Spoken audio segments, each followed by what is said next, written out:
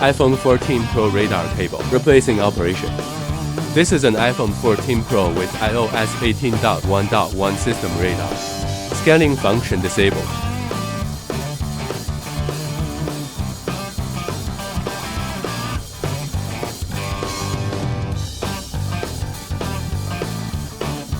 Turn off the machine and remove the camera and radar.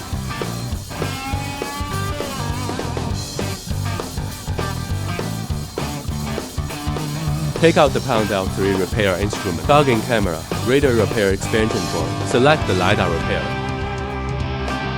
Take out the radar cable. Buckle the cable onto the expansion port. Click Red. Detection display normal.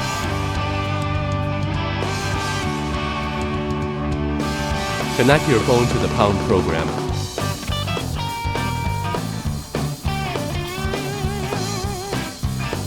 Detection display bind.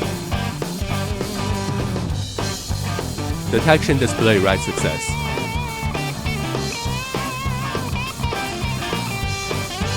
Turn off the phone and install the radar cable on the phone.